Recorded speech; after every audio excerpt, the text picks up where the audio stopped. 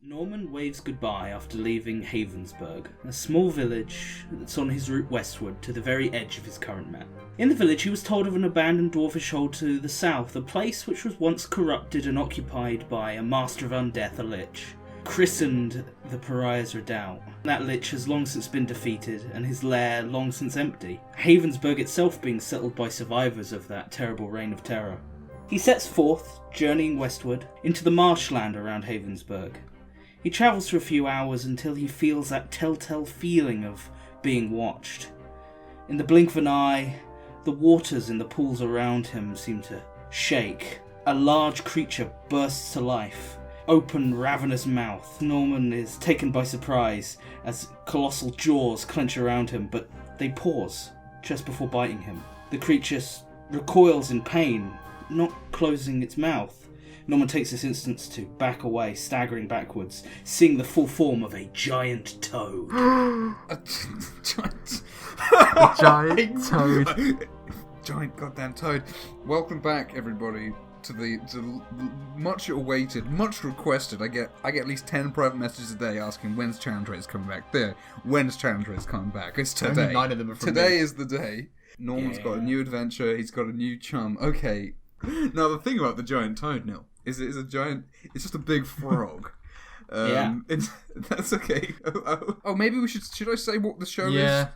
It's been a while. We used to do this thing on this channel where we the thing we used to do and we're gonna do is we talk about a D&D monster. We talk about how to use it. We talk about what makes it cool, hopefully, while I draw it, and then we give it a rating out of 20. Which we're calling its challenge rating, even though that's already a thing, and the whole conceit of the show doesn't make too much sense if you think about it, but just don't think about it. It's fine. Just don't think about it, it's fine. I'm Theo, I'm going to be doing the drawing. I'm Neil, social media manager, and I did the intro for this one. And I'm Sam, terrified of frogs. I'm not, but I'm going to pretend I am for this. Well, luckily it's a toad, so we're all good. This is a simple one. I was very unsure what you were going to lead with, because... This is the start, and having a giant frog just sort of appear is kind of an interesting start. But that's a well. It didn't seem to eat him, so that was strange. Yeah, isn't it? That is strange. Maybe we'll see where that goes once I've done this drawing. I guess no one's going to be sticking out of its mouth somewhat. Like a cigarette. Like let's just have him like here for now. It's large, isn't it? The giant. Yeah, toad? It's large. Yeah. Large is big, but it's not like. I guess it probably takes up that full 10-foot square. And there is a giant frog, which is medium. Oh, really? Okay. Yeah. Well, fair enough. This is so terrible. This is such a stupid drawing already. Okay, I love it. It's been a while. Right, okay. Tell me about this thing. What's cool about the giant toad overall is a few things, because I played a druid before. Right. And I played the moon druid. Mm-hmm. And when you're the moon druid, you get higher challenge rating monsters that you can be, up to like challenge rating 1. Yeah. And some of these creatures, like the toad, you read through and it's like, oh man, that's cool. I can like bite and restrain a guy. That's kind of awesome. And then that kind of, particularly when I was making that character, gave me a real appreciation for how cool the giant toad is. I've heard you talk about it. I remember you talking about it before, yeah. As like having a very kind of simple mechanic. Basically, it can bite you. Then it does a little bit of piercing damage and a little bit of poison. And then it grapples you. And you can try and escape. And then the next turn, if you don't escape, it will swallow you. Because it will bite you again. And it's this progressive failure mechanic that's quite fun. There's a couple things with that. I assume that it's the lowest thing with swallow. The lowest challenge rating. That would be giant frog. Oh, does giant frog have it as well? A large? It can only do it to things that are small.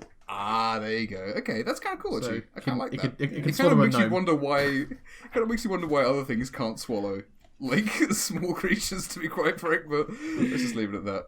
What does the swallow do specifically? Because I know some of them can be pretty nasty. Well, this is a challenge rating 1 creature strictly as the book. Right, yeah. And when it does swallow you, it has all those effects of total cover, so you can't see inside, obviously. Sure. And you take. But you can't be hit by range attacks either. Can't be hit by that. You take 3d6 acid damage. Okay, so that's not... I guess for Chanting 1, that is quite a lot. Yeah, 3d6 acid damage after it's, after it's bitten you and kind of swallowed you down. And this guy has 39 hit points. Which, when you think of it in terms of short sword swings... We've all actually been DMing recently. Yes, That's something that's changed. Recently picked it up again. Low-level creatures are kind of like, to me, like sounding so weak now, just because like you guys, the party is so strong, and we're like quite high level in the campaign we've been playing for a while. So like hearing that is like that's not that one, but for Chanting 1, that is actually pretty tough. Think about it in terms of like a goblin trying to take this thing down. Yeah, like no, absolutely no way. Yeah. I mean, also like the bite beforehand is 2d10. Because it's 1d10 piercing, 1d10 poison. That could be very mean if you're, If you just roll max damage on that, 20, and you're 20, using it as a damage. first level encounter, that's gonna smoke a dude. That's gonna kill them outright, potentially. Depending on their class, probably, but... Yeah. And while they're grappled, they're considered restrained, which means it has advantage on its next bite to swallow you. Oh, wow, yeah, okay. I can definitely see why this is like a fun thing for a druid to turn into. Yeah. What level do you have to be to turn to a as a moon clan? Yeah. I was doing this very early. I think I was doing this 3rd or 4th or 5th level. Okay, yeah. Yeah, it was just really fun being able to grapple people as a big frog. Of course, the meta thing to do is like a bear with multi-attack and stuff. Yeah, obviously, But turning into a big frog as a druid, I think we've been doing the Unearthed Arcanas where we talked about one of the druids, the Star Druid, where we talked about how it has like a different use for its wild shape, which excited me because I don't love wild shape personally, but yeah, I can definitely see like why having a wider range and like having something like this. That's why I wouldn't want to just turn to a bear, because at that point you're basically just playing like a barbarian or whatever, like, or a fighter, but in the skin of a bear. So getting unique like swallow, that's very fun. And again, having the swallow attack on a low level creatures, you're not going to get the option to use that for a while potentially if you don't use something like this early on. And also the new player syndrome is so fun on that you have people who aren't very familiar with the game, they're playing around. The big toad jumps out, bites one of their players, and they're like, oh crap, and you're like, yeah, he's biting you, can't move away. And then next turn you're like, he swallows you. He swallows you. You're like, huh? Excuse me? It's kind of got that gelatinous cube thing where like, oh, you're in it now. It's melting you. What do you do? What are your friends doing? Like, he just ate him. The guy, he starts hopping away. I can definitely see, like, also, like, just the opportunity to have, like, it swallow an NPC that you want. Maybe if you're, like, trying to escort someone, and the giant toad jumps out, swallows them, and then, like, jumps away, and you're like, oh, God, what's going on? And it could be fun then to, like, have them try and, like, rescue someone from outside of it. I have Saltmarsh as well, which has a bullywug NPC who rides a giant toad as his mount. That's fun. Nice. That's very fun. And he comes into the fight riding him, and then he runs around eating people. One thing I like about the giant toad, which is just a numbers thing. Yeah. It has 20-foot move speed on land. It's not fast. It has 40-foot swim speed in water, right? Okay. But it says it has a standing leap of 20 feet, which means it jumps its whole move speed. That's great. Yeah, so it doesn't walk, it always jumps. I guess if you have like someone who's laying traps and stuff on the ground, that could actually be... Because obviously it makes so much sense, very playful, it's very fun. But like that could come up, depending on the style of play for the party and stuff. Is there anything else like interesting about its like stats? Nothing particularly. I mean, it's a large, unaligned beast. Sure. It's one of those monsters from the real world that almost seems fantasy when you make it big. Yeah. Yeah, exactly. Yeah. I think a big version of a creature is a very... We have done like Direwolf, for example, and like that's very obvious, I think. Like it's not super exciting to do Direwolf. I think you can do it interestingly, but I think no one's expecting giant toad to jump out. And like just be there. It's like, oh, right. When we talked about the owlbear ages ago, we were talking about like reinforcing the idea of a fantastical world in the wilderness. And having like an owlbear, obviously, it's very weird, but just having a giant thing, it's pretty good as well. Like that's going to get something. It doesn't work for all animals. I mean, giant cat is already a thing. Yeah, those exist. Those are real. Giant seahorse isn't very fun. Oh. Isn't the giant seahorse still a small creature? I think it is, yeah. I think because seahorses are like 2 inches long. Yeah. Anyway. But yeah, that very simple creature. The only thing that this and the frog is missing is obviously a tongue attack. Tongue attack would be cool with give it reach or whatever, yeah. Stickiness. Maybe if you're making like a boss frog, then that would be a good thing to do. Oh, that could be really fun. Oh, yeah. Sam. Mm-hmm. Belly flop. Yeah. No, belly flop slap. You could make a very a low-level boss that just has like a giant toad with a bunch of like legendary actions to like belly flop and stuff like that could be very funny, especially if you're using it on like an experienced party who are like, oh, like a low-level experienced party like they've played before. You're like, oh, it's a giant toad. They're like, all right, I know what this does, and then you're like, okay. It sticks its tongue out, you're grabbed, it pulls you 20 feet towards you. What? It jumps 20 feet upwards and like lands Phoenix dives onto you. Yeah, and you count it as like a thunder wave. Yeah, that'd be very funny. I like that. I wish that you guys were low level now so I could use this on you in that way. Maybe I still will. Yeah. Oh man, I love it. I love it so much. And as well, let's not forget that toads in real life can be found anywhere. Yeah, that's the thing. There's ones that don't live in like wet places as well, not especially desert toads. Yeah, you could have like it look like a rock if it's like sitting still, as it were, or like again. I think swamps are like. Now everyone's annoyed at swamp levels in video games, but I don't think they'd be that annoyed about them in D&D because you're not actually watching your character walk slower in like when you're like traveling from place to place. There's a lot of frogs in D&D. There are a lot of frogs in D&D. You have addressed a very good point, which I actually forgot about, but we have mentioned it at least amongst our friends. I'm not sure if we mentioned it in the video. There's a lot of frogs. And I include slards as frogs because they that's are. That's 100% fair. And the thing is that they're always like, it's like there's like 7 different types of grung. There's like 7 different types of slard. And then there's big frogs. There's humanoid frogs. There's monster frogs. There's demon frogs. You need a frog. D&D has a frog. There's 2 humanoid frogs. Frog shop. There's bullywugs and there's grung. I do not know why that's needed. I bet there's another one. And there's like there's one bug man, and he's only one kind of bug, and he's not even in 5th yet as a playable race. Yeah, I mean, aside, I don't know why grungs exist, but that's... I love grungs. They're just frog goblins. Anyway. Froglins. There's a lot of frogs. Why are there so few scorpion enemies? That's something like... Scorpions are way scarier than frog. Anyway. There is those scorpion centaurs we're going to have to do at some point, called like the T-Yankee or whatever. Yeah, they are cool, and they're the only one. But yeah, of all the frogs, this is actually one of my favourite D&D frogs. Just because it's fun, and it's like... I don't need demon frogs. I don't need frogmen. Big frog is fun enough. I just need a frog like that can vor. That's all I can just need a frog that can swallow me, who's 3d6 damage to me every turn. Damage. Yeah. I mean, that's all I want. I mean, yeah, he's a very blank canvas that you can use however you want. Players get to use him.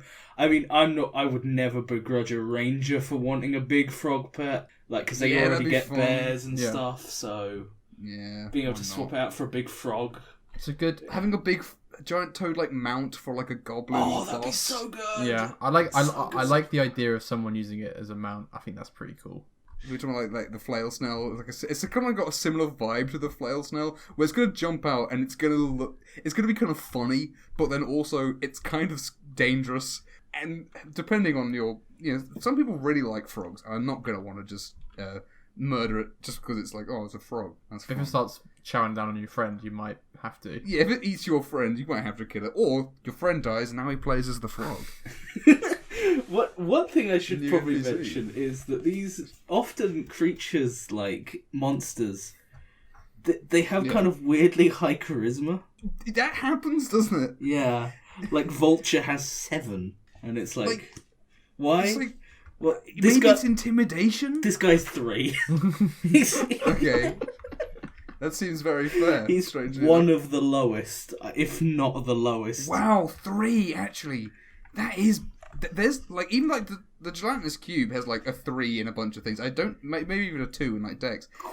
Quickly looking through, he is the worst charisma I can see out of all of the animals. Oh my god, I believe it. Same as the giant wasp, and wasps are Wasp is just he's as friendly as a wasp. Wasps are knobheads.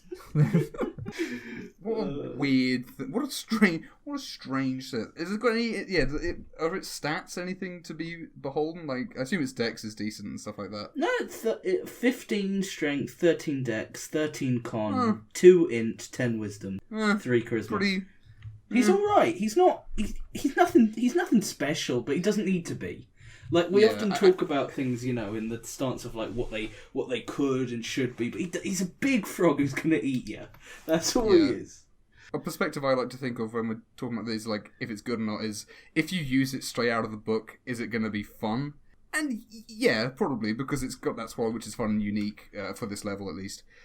That's going to be interesting, more so than like a wolf. Or even a bear, or even an owlbear, to be honest. Again, apart from the description of an owlbear. But I don't think this loses out on, like, fantasy points there, because it's super big. It's a creature that you don't think of being big. Exactly, yeah. And again, less obvious choice, so, like, it's more, perhaps even more interesting than something, like, more explicitly magical that you might see, but... It's something I would not have previously entertained using at all. Yeah. Really. And I think, I'm trying to think, like, is there any more, like, interesting... I think...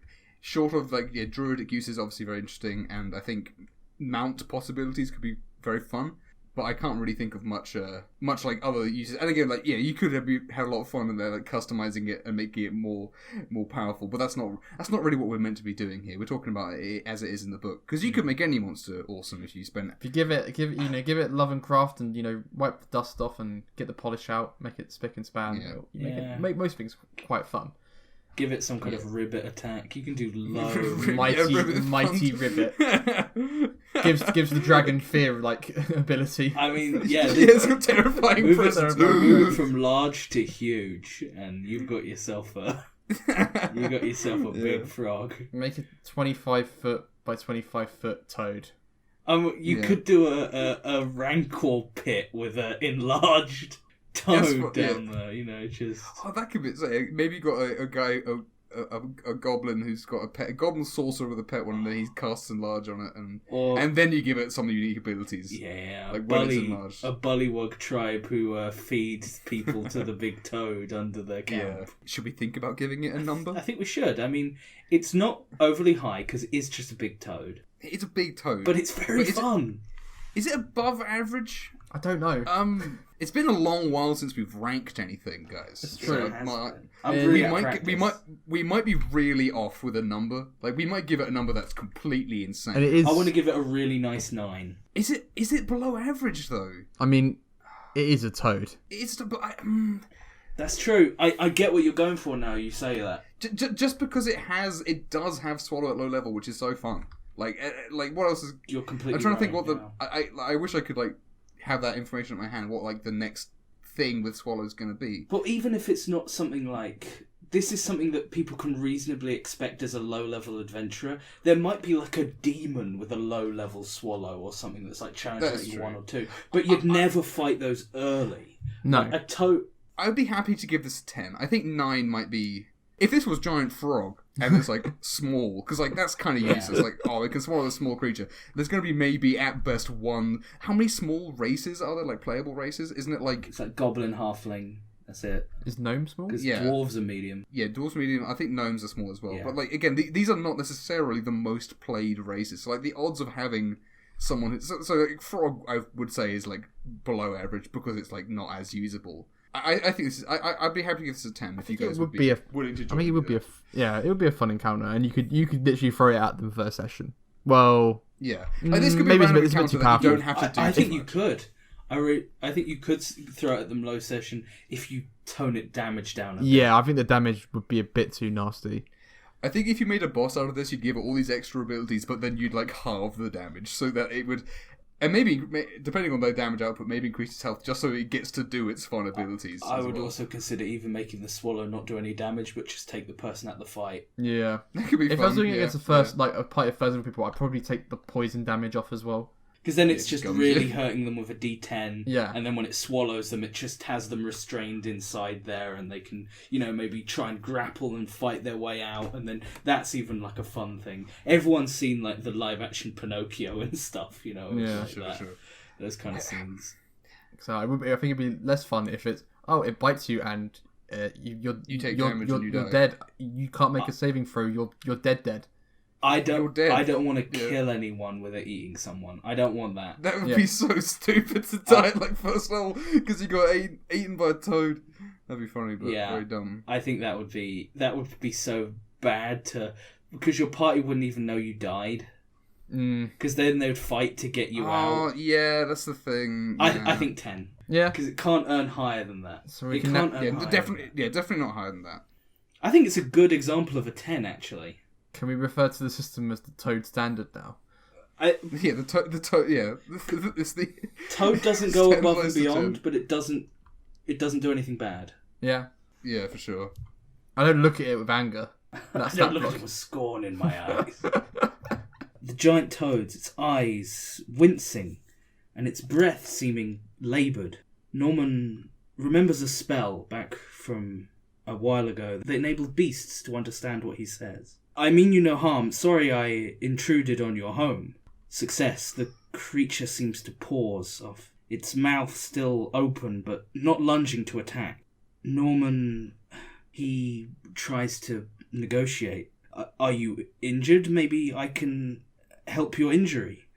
Norman speaks slowly and simply, the toad not being too bright, presumably, in a way that it could understand. It keeps hesitating and slowly opens its mouth wide, clearly understanding Norman's words and giving a modicum of trust, or maybe awaiting a trap. Norman leans tentatively inside its mouth and sees the problem.